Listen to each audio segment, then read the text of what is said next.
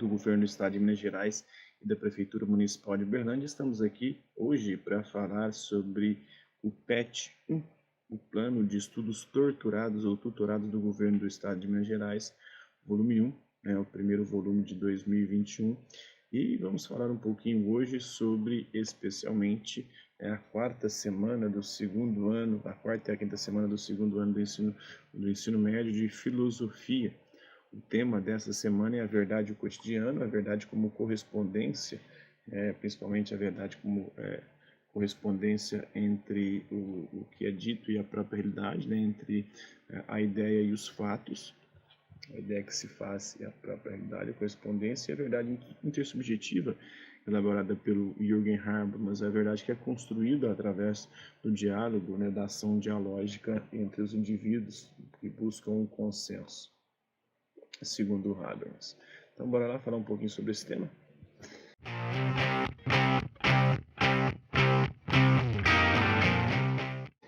Então, na Estudante, essa semana nós vamos investigar sobre a verdade.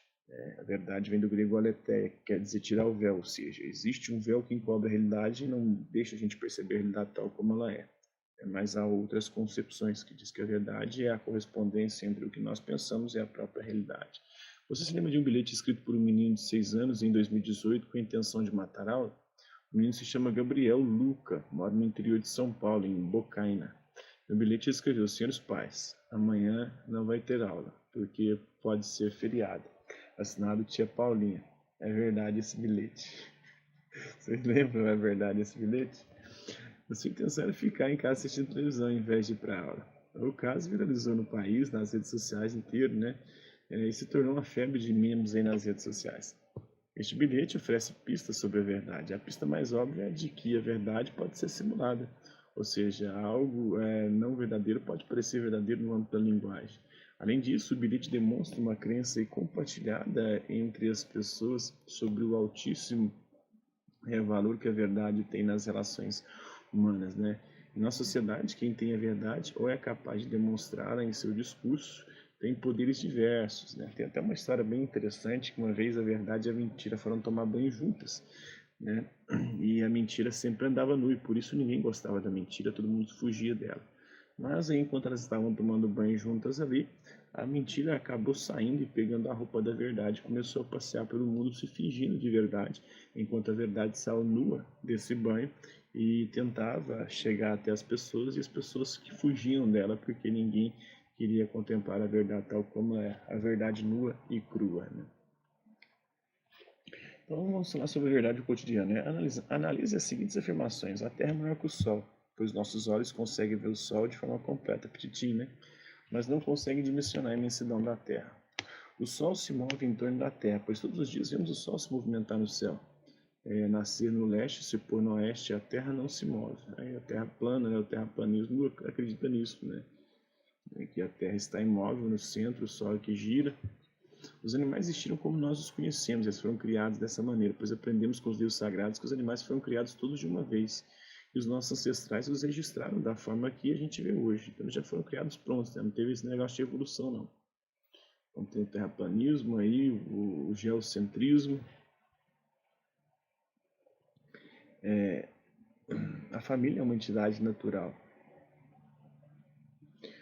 Pois em todas as partes do mundo a família é a primeira célula de socialização do ser humano. Portanto, faz sentido acreditar que sua existência é natural, espontânea e necessária. Mas nem toda família tem a mesma configuração que a gente compreende, né? Essa configuração papai, mamãe e filhinhos. Tem famílias que são, tem agregados, tem famílias que se configuram de outras maneiras, poligâmicas, né, onde o homem pode ter várias mulheres, onde a mulher pode ter vários maridos, né, onde não existe essa questão de fidelidade, os filhos são criados pela tribo e não pelos pais. Depende da cultura, depende da região, né? Tem uma série. Então não é natural, não existe uma natureza, uma família natural como a gente compreende, porque as formas e as configurações de família ao longo da história e geograficamente nas diversas partes do planeta são muito diversas. As certezas brotaram do contato imediato e empírico, né, da experiência que as pessoas obtêm da realidade. Todas essas afirmações foram consideradas verdadeiras em algum momento da nossa história. Até hoje há pessoas que as tomam aí como verdade. Mas graças aos avanços aí da pesquisa científica, hoje sabemos por astronomia que o Sol é muito maior que a Terra, e que a Terra é que gira em torno do Sol, e não o Sol em torno da Terra, e que a Terra não é plana, que a Terra é geóide, ela também não é redonda, né? Tem alguns que dizem, né? A Terra é redonda sim, porque ela chama-se planeta. Aliás, a Terra é plana sim, porque ela chama-se planeta. Se ela fosse redonda, ela se chamaria redondeta. Né? Se ela fosse quadrada, seria quadradeta. Se ela tivesse formato de punho, seria punheta. Né? Então, mas graças aos avanços da pesquisa científica, hoje sabemos, né, que o Sol, né, pela biologia sabemos que ao longo de milhões de anos as espécies animais elas foram evoluindo e se modificando lentamente. Através da história da sociologia sabemos que a instituição familiar, tal como a gente conhece ela atualmente, esposo, marido, filhos, é uma invenção que só se consolidou dessa forma a partir do século XV, né? Se a gente olhar até para a Bíblia, não era bem assim, né? Os homens podiam ter várias mulheres, várias esposas, inclusive os reis, né, tinham, não tinha essa configuração. Na verdade, foi na Idade Média, foi um pouco antes do século XV aí, que começa a se configurar, começa ali no mesmo momento que se institui o celibato para os padres, proibindo-os de casar, cria-se o casamento monogâmico, né? O conhecimento exige que tomemos uma certa distância do objeto. Este não pode nem estar longe demais, nem perto demais. Um dos fatores pelos quais você consegue ler esse texto aí é o de ele está numa distância ideal. A gente está lendo, né? Eu estou conseguindo ler porque está numa distância ideal para mim. Se estivesse mais longe, meus olhos não conseguiriam enxergar. Se estivesse mais perto, eu também não conseguiria ler. Né? Não conseguiria nada, não é? Então, faça o exercício de aproximar para perto de seus olhos e depois eu de colocá-lo bem longe. Então, a gente não vai conseguir ler. Né? Assim, você consegue descolar os fenômenos naturais da imediaticidade da experiência vivida. Dizendo de forma mais clara, o cientista tem instrumentos aí para olhar para determinado fenômeno de uma forma mais abrangente, mais minuciosa, dependendo aí do caso. O fato é que a ciência consegue alcançar conhecimentos mais universais que o nosso senso comum. Por mais que se queira crer que a Terra é plana ou que o Sol é que gira em torno da Terra, existem demonstrações objetivas para evidenciar a falsidade dessas crenças. É muito provável que você, cara estudante, tenha mais simpatia para ouvir as opiniões que confirmem o seu ponto de vista, as suas crenças, os preconceitos. Muitas vezes é isso que acontece, chamado viés de confirmação. Então, o viés de confirmação é o que comanda hoje, principalmente as pessoas nas redes sociais. Elas não estão mais, nós vemos a era da pós-verdade, né? As pessoas não estão mais preocupadas com a verdade em si, estão preocupadas com algo que vem ao encontro daquilo, dos preconceitos, daquelas preconcepções que elas já alimentam. Né? Então, o conhecimento ele exige que nós tomemos uma certa distância do objeto. Este não pode nem estar longe demais, nem perto demais, porque senão a gente não consegue compreender. Né? Um dos fatores pelos quais você consegue ler esse texto, né, já falei sobre isso, é muito provável que você, cara estudante, tenha mais simpatia para ouvir as opiniões que confirmam o seu ponto de vista, é claro. Isso é o viés de confirmação. É natural você seguir páginas em redes sociais e que divulguem ideias sintonizadas com o que você pensa. Mas é importante lembrar que o conhecimento ele demanda trabalho e paciência. A ignorância e a violência são filhas da pressa de saber e da preguiça de pensar. A ciência, a filosofia, a arte, mesmo o saber popular, a sabedoria popular, não foram produzidos de forma rápida e fácil, foram sendo cristalizados ao longo aí de muito tempo, né? Milhares de anos, centenas de anos, né? Décadas. Estes saberes demandaram reflexões, investigações e experiências construídas ao longo do tempo. A própria vacina, isso é um conhecimento acumulado aí de centenas de anos de ciência.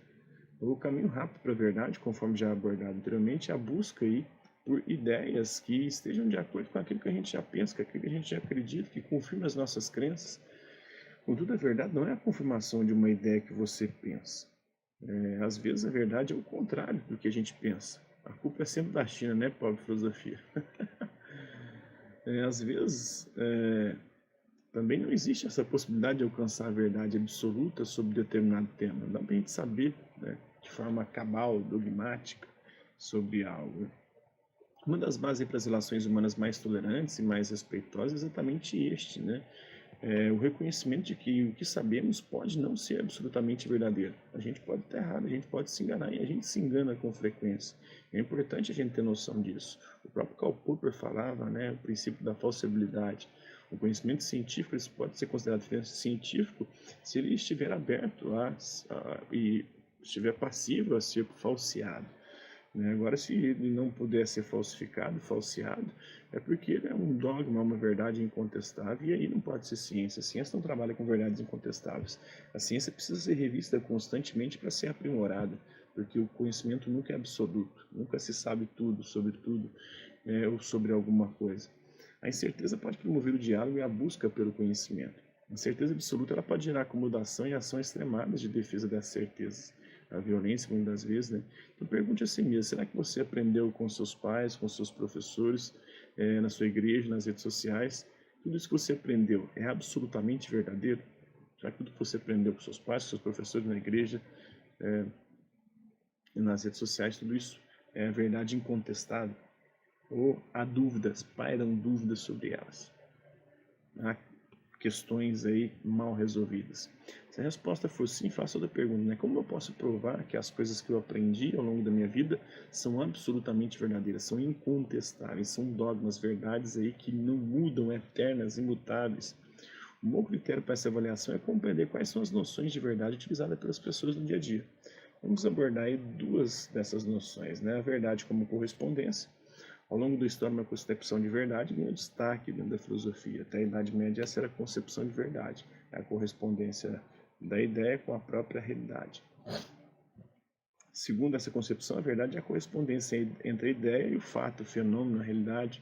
Afirmar que o triângulo tem três lados é verdadeiro porque essa afirmação, a ideia, né, corresponde ao fato de que o triângulo tem três lados, né, de fato, né. Afirmar que Belo Horizonte é a capital de São Paulo é falso, porque essa afirmação, a ideia de que Belo Horizonte é a capital de São Paulo é falsa, não se confirma na realidade, porque a capital de São Paulo é São Paulo. Não corresponde a um fato. E verdade é dizer que é aquilo que é, né, que é aquilo é, né, ou dizer que não é aquilo que não é. Você consegue perceber que a verdade não diz respeito nem à pessoa que diz algo sobre determinada coisa, nem a que a pessoa se refere? Verdade e falsidade diz respeito, na verdade, à relação entre dois polos, entre a ideia e a realidade, né? Se para entrar numa festa você apresenta uma carteira de identidade falsa, a identidade de um irmão ou irmã que se parece com você, e afirma que essa carteira é sua, não é a identidade que é falsa, mas o que você disse sobre ela que é falso. Caso você apresente a sua carteira de identidade, não é ela que é verdadeira, mas é verdadeiro o que você afirma sobre ela, o que você defende, né? O que se diz sobre alguma coisa não é a coisa que é dita. Uma coisa é a ideia, outra coisa é o fato, a realidade. Por exemplo, a ideia de açúcar, ela não é doce. A palavra álcool, ela não te deixa bêbado. Seria bom, né? Álcool, cerveja, já ficava bêbado já. Nossa, que delícia, seria bom demais, né? Com aquilo que não é a coisa, né? O signo, a palavra, o nome, aí temos o nominalismo, né? O Guilherme de Ockham defendia essa perspectiva. O signo, a palavra, a ideia, pode oferecer a verdade sobre o que a coisa é, será? Será que as palavras, os nomes, têm alguma coisa a ver com as coisas? Qual é a relação entre as palavras e as coisas? A filósofa Marilena Chauí afirma, né? A ideia verdadeira é o conhecimento das causas, as qualidades, propriedades e relações da coisa conhecida e por ser o conhecimento de causas, qualidades, propriedades e relações necessárias, ela é o conhecimento da essência da coisa conhecida ou do seu ser íntimo. Segundo essa teoria da verdade, a ideia de um objeto corresponde à sua estrutura mais essencial. Por ser essencial, quando o ser humano alcança esse conhecimento, ele encontra a ideia que corresponde ao que determinado fato ou fenômeno é no seu aspecto estruturante. Essa concepção de verdade, portanto, crê que a mente humana é capaz de acessar, descrever ou definir a essência das coisas. É uma visão tanto quanto pueril, né? Mas será possível, de fato, definir as coisas essencialmente? A gente pode definir o que as coisas são para além da sua aparência, aquilo que elas são da sua essência, do seu mais íntimo ser, aquilo que elas são e as distingue de todas as outras coisas? Devemos acessar o coração delas e traduzi-las em códigos linguísticos? Vamos agora à verdade intersubjetiva defendida por Jürgen Habermas, né? Existe um conceito de verdade que possui desdobramentos aí éticos e políticos. O Jürgen Habermas, filósofo alemão contemporâneo, ele procurou resgatar uma outra dimensão da racionalidade humana. Segundo ele, a racionalidade instrumental, a razão como instrumento de dominação, de opressão e de controle, né, aquele tipo que busca meios eficazes para atingir determinado fim, ela não deveria mediar as discussões éticas e políticas. E a razão crítica também é muito limitada, porque ela só questiona e coloca em xeque as coisas. É preciso uma razão que construa, uma razão intersubjetiva, uma razão dialógica, vai defender o Habermas, que através do diálogo busca o consenso e construir uma verdade aí no diálogo entre os sujeitos, né, do determinado discurso. Habermas compreende a verdade em termos éticos e políticos como um produto do diálogo intersubjetivo. O conhecimento científico ele deve continuar se utilizando da razão instrumental, mas as decisões éticas e políticas elas devem ser mediadas pela razão comunicativa, a razão dialógica. A verdade, em termos éticos e políticos, não seria a correspondência entre o pensamento e a realidade, mas produto do diálogo, da ação comunicativa entre as pessoas. A ação comunicativa é a capacidade de pensar com o outro e não apenas por si mesmo. Para este filósofo, se os sujeitos que dialogam aceitarem ser convencidos pelo melhor argumento, se eles argumentarem com clareza e não constrangerem, né, não obrigarem uns aos outros a aceitar o seu ponto de vista, é possível construir uma verdade consensual, intersubjetiva. Por ser consensual, essa verdade ela não seria absoluta, não seria uma verdade dogmática. A verdade, poderia ser constantemente revista, mas não seria um dogma, uma verdade imutável, incontestável. Seria uma verdade possível e passível de crítica e de reconstrução, de reconfiguração, de revisão. Então, essa proposta de Habermas tem um objetivo ético-político, né, de promover o aperfeiçoamento da democracia. Então, para saber mais aí, tem um texto, né, um artigo, que está no Brasil Escola, Verdade na História. Outras referências aí tem a obra Convite à Filosofia, da Marilena Chauí, e também o Fundamentos de Filosofia, do Gilberto Cotrim e da Mina Fernandes. Agora vamos às atividades aí, então. Uma atividade do Enem, atividade número 1, uma norma só deve pretender validez quando todos os que possam ser concernidos por ela cheguem ou possam chegar, enquanto participantes de um discurso prático, há um acordo quanto à validade dessa norma. Quem defende isso é o Habermas, né, na sua obra Consciência Moral e Agir Comunicativo. Segundo Habermas, a validez de uma norma, de uma regra, de uma lei, deve ser estabelecida pela liberdade humana, que consagra a vontade, não, pela razão comunicativa que busca e requer o consenso, sim, a letra B. Pelo conhecimento filosófico, não, que expressa a verdade, pela técnica científica, que aumenta o poder do homem, não, pelo poder político, que concentra no poder partidário, também não. E a seguir um fragmento aí do discurso pronunciado pelo Benito Mussolini sobre o fascismo. O fascismo não crê nem na possibilidade nem na utilidade de uma paz perpétua. Só a guerra leva ao máximo de tensão todas as energias humanas e marca aí com um sinal de nobreza os povos que têm a coragem de afrontá-lo. Para nós, fascistas, a vida é um combate contínuo e incessante. O princípio essencial da doutrina fascista é a concepção de Estado. Tudo no Estado, nada contra o Estado, nada fora do Estado. O indivíduo está subordinado às necessidades do Estado. E à medida que a civilização assume formas cada vez mais complexas, a liberdade do indivíduo se restringe cada vez mais. Nós representamos um princípio novo no mundo, representamos a antítese nítida, categórica, definitiva da democracia, da plutocracia, da monarquia em suma, dos imortais princípios da Revolução Francesa de 1789. Isso está numa maneira de viver do Benito Mussolini, né? Então, muita gente diz que o Bolsonaro é um fascista. Ele não defende essas coisas aqui. Apesar de que ele é um militar e gosta de guerra, né, e muitas vezes fala muito nisso, nesse confronto, na guerra, algumas coisas, guerra contra a esquerda e tal. Mas ele não fala que, por exemplo, tudo no Estado, pelo contrário. Né? Ele quer criar coisas paramilitares aí. Tudo fora do Estado, as milícias. O indivíduo está subordinado às necessidades do Estado. À medida que a civilização assume formas cada vez mais complexas, a liberdade de vida se restringe cada vez mais, né? Quer ter a liberdade. As pessoas poderem até formar suas próprias milícias. Então, é impróprio, por isso que banaliza-se o termo é usado de forma muito imprópria. Eu discordo quando chama o Bolsonaro de fascista. Então, considerando o discurso de Mussolini, com base no conceito de razão comunicativa, conforme o pensamento de Jürgen Habermas, é correto afirmar que esse discurso representa uma ação comunicativa pautada pela interação envolvendo os sujeitos no mundo da vida, em busca de consenso. Não representa uma ação comunicativa, não. Representa uma ação comunicativa pautada pela interação envolvendo sujeitos no mundo da vida em busca de consenso, não. Confirma a tese de que a razão comunicativa se fundamenta na abertura das sociedades à crítica e ao questionamento, não. Opõe-se ao conceito de razão comunicativa, porque tem diálogo, né? Pois se configura aí como uma ação impositiva de né? Do partido, do fascismo, do líder, né? Sobre muitos, sobre todos, né? Confirma os valores democráticos de igualdade entre os sujeitos e de participação de todos nas decisões sobre os rumos do Estado. Então a letra D, né? Opõe-se ao conceito de razão comunicativa. Então é isso aí, por hoje é só, espero que vocês tenham gostado do vídeo, tenham compreendido o conteúdo. Hasta la vista, babies. E até